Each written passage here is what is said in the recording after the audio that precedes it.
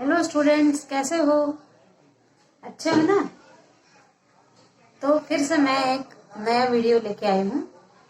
आज हम class 11th के व्यवसाय अध्ययन का 4th चैप्टर व्यवसाय एवं सेवा क्षेत्र, इसका नया टॉपिक पढ़ेंगे। हमने इस पार्ट में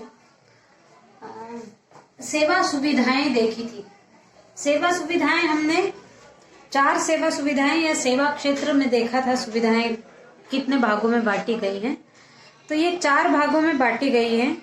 वित्त एवं बैंकिंग, बीमा, संचार एवं संप्रेषण और चौथा है भंडारण या संग्रहण। तो हम इस सेवा सुविधाओं की 2 सेवाओं को पढ़ चुके हैं, वित्त एवं बैंकिंग और बीमा। आज हम तीसरी सेवा के बारे में पढ़ेंगे और तीसरी सेवा है संचार या संप्रेषण, या इसको कहते हैं कम्युनिकेशन। अब हम देखते हैं कि कम्युनिकेशन या संचार का अर्थ क्या है। तो ये जो कम्युनिकेशन शब्द है, ये लैटिन भाषा के कम्युनिस शब्द से लिया गया है और इसका अर्थ है कॉमन।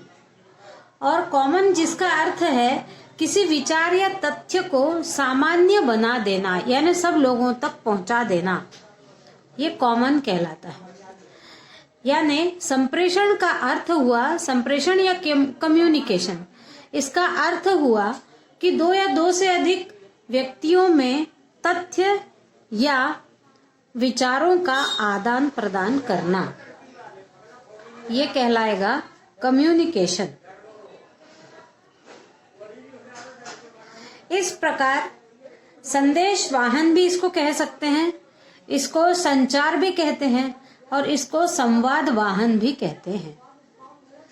तो इसमें ये आवश्यक है कि 2 पक्ष होते हैं, एक संदेश देने वाला और एक संदेश लेने वाला। और संदेश देने वाला जितना ज्यादा प्रभावशाली होगा, उतना ही संदेश सही ढंग से दूसरे तक पहुंच पाएगा। अब हम देखते हैं कि इसकी परिभाषा क्या है। तो हडसन ने इसकी परिभाषा देते हुए कहा है कि संप्रेषण का अर्थ संदेश को एक व्यक्ति से दूसरे व्यक्ति तक पहुंचाना है। संप्रेषण या संचार या कम्युनिकेशन यानी एक संवाद को, एक संदेश को एक से अनेक व्यक्तियों तक पहुंचाना। अब हम देखते हैं, अगला टॉपिक है संप्रेषण प्रक्रिया के तत्व। संप्रेषण में कौन कौन से तत्व होते हैं, यानी किसी भी संदेश को वाहन करना है, वाहन या यहाँ से वहां ले जाना है, तो उसमें किन किन तत्वों का होना आवश्यक है। तो सबसे पहला है प्रेषक या संदेश भेजने वाला। तो जिस व्यक्ति के द्वारा संदेश भेजा जाता है उसे प्रेषक या संदेश भेजने वाला या संदेश वाहक कहते हैं। वह व्यक्ति संप्रेषण का सूत्रधार होता है। संदेश लिखकर, बोलकर, चित्र बनाकर दिया जा सकता है। पूर्ण एवं सही संप्रेषण के लिए यह आवश्यक है कि संप्रेषक के मस्तिष्क में संदेश स्पष्ट हो। कोई भी संदेश वाहक या प्रेषक जब तक उस संदेश को स्वयं ठीक से स्पष्ट रूप से नहीं समझ लेता है, तब तक वह सही रूप से संदेश का वहन नहीं कर पाएगा। फिर दूसरा है संदेश प्राप्त करता। पहला संदेश भेजने वाला, दूसरा संदेश लेने वाला। तो प्रेषक द्वारा भेजे गए संदेश को प्राप्त करने वाला संदेश प्राप्तकर्ता कहलाता है। संदेश प्राप्तकर्ता के अभाव में संप्रेषण प्रक्रिया अधूरी मानी जाती है। यदि कोई संदेश देने वाला है लेकिन कोई संदेश लेने वाला ही नहीं है, तो वह क्रिया अपूर्ण कहलाएगी, वो संप्रेषण की क्रिया के अंतर्गत नहीं आएगा। फिर तीसरा है संदेश। तो संप्रेषण की विषय वस्तु संदेश कहलाती है, यानी क्या भिजवाना है, कौन सी बात एक स्थान से दूसरे स्थान तक भिजवाना है। यदि संदेश ही नहीं होगा तो संप्रेषण की क्रिया हो ही नहीं सकती। और ये संदेश या आदेश, सुझाव, सम्मति, भावनाएं, विचार, दृष्टिकोण, प्रार्थना, शिकायत और किसी भी रूप में ये संदेश हो सकता है। फिर है चिन्ह।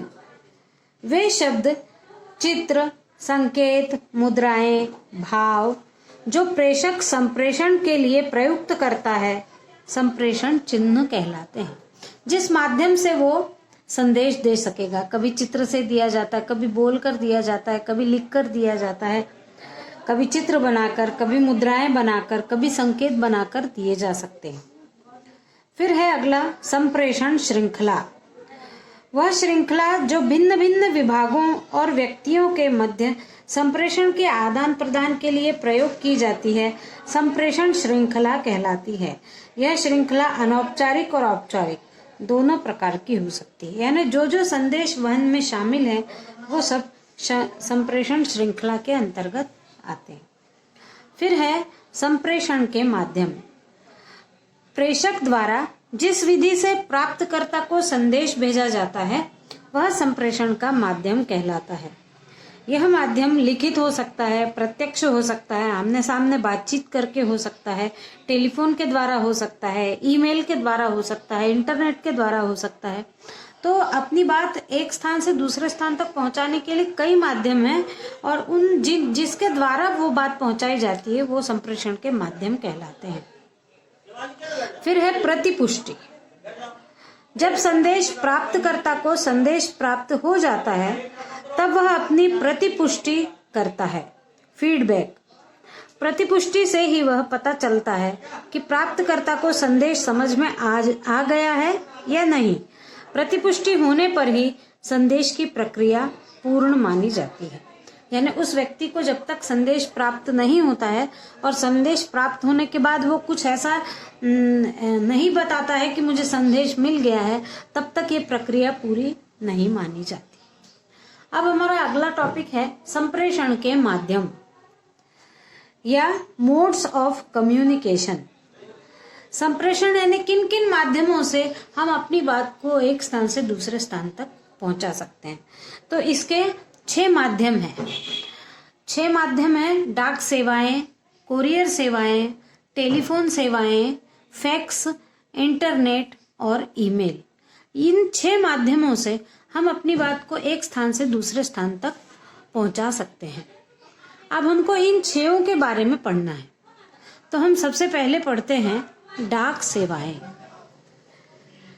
कश्मीर से कन्याकुमारी और गुजरात से मिजोरम, यानी पूरे भारत में पूर्व से पश्चिम तक और उत्तर से दक्षिण तक संपूर्ण राष्ट्र को एक धागे में बांधने का काम डाक सेवाओं ने किया है। डाक विभाग संदेश वाहन, धन का हस्तांतरण, बैंकिंग संबंधी कार्य करते हैं। डाक विभाग के द्वारा व्यापार, व्यवसाय एवं उद्योग की विभिन्न सूचनाएं व सामग्री एक स्थान से दूसरे स्थान तक पहुंचाई जा सकती है। आप लोग सब जानते हैं डाक यानी पोस्ट, पोस्टल सर्विसेज यानी डाक सेवाएं। पोस्ट के माध्यम से हम अपनी बात को लिखकर यहाँ से वहां तो भेज ही सकते हैं, उसके साथ में धन का भी हस्तांतरण यहाँ से वहां कर सकते हैं और बैंकिंग का कार्य भी कर सकते हैं। हम अपनी अल्प जो है बचत उसको डाकघर में जमा कर सकते हैं। इस प्रकार डाक सेवाएं 3 प्रकार के काम करती हैं। हमारे भारत में कुल डाकघरों की संख्या 1,54,555 है, जिनमें से गांवों में 1,38,149 और शहरों में 16,405 डाकघर हैं। भारत को डाक सेवा के लिए 22 डाक सर्किलों में बांटा गया है। 22 भागों में भारत को बांटा गया है डाक सेवाओं की दृष्टि से। और पत्र पेटियां हमारे देश में है 5,74,501 पत्र पेटियां भारत में अभी कार्यरत है। आपने वो लाल डिब्बा देखा होगा ना, जिसमें काला सा एक छेद होता है, उसके ऊपर एक थोड़ा शेड सा होता है और उसमें हम पत्र डाल देते हैं, तो जिस पते पर हमने पत्र भेजा है उस पते पर पहुंच जाता है। वो डाक पेटियां कहलाती है, पत्र पेटियां।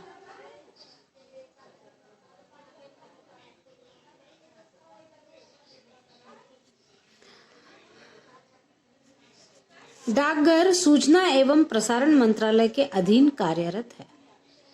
अब हम अगला देखते हैं।